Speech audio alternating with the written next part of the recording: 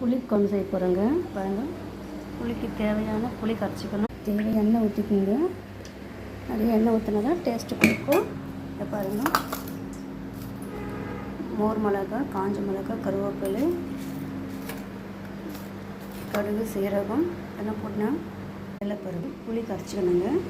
இங்கே பாருங்கள், இது வந்து இறக்கும் போது போடணும். கோயிலில் குடிக்கிற புளி சாதமாக இருக்கணுங்க. தனியா, மிளகு பாருங்கள், மிளகு, தனியா எல்லாம் இருக்கணும். கடலைப்பருப்பு, காஞ்ச மிளகா, பெருங்காயம் போட்டு வறுத்துச்சுன்னா இல்லை போடணும். எண்ணெய் காஞ்சிங்கன்னா இதை போட்டுணுங்க. வந்து பெருங்காயம் போட்டுக்கணும்.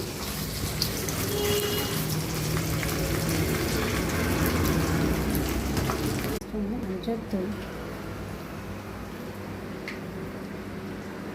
1 ஸ்பூன் போட்டுக்கணும்.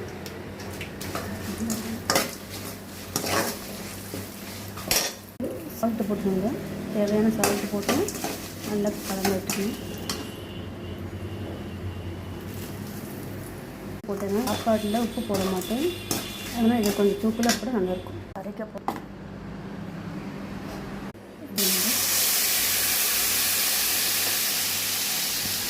திக்னஸாக இருந்தால் தான் புளி குழம்பு நல்லா திக்காக வரும்.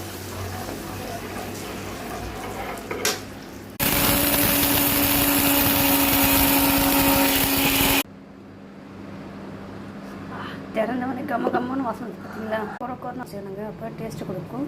குறக்குறன்னு இருக்கணும்.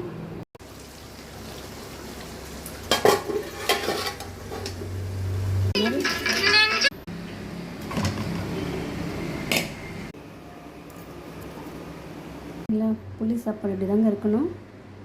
மணமாக இருக்குது, வாசனை கம்மன்னு இருக்குது. ஃப்ரை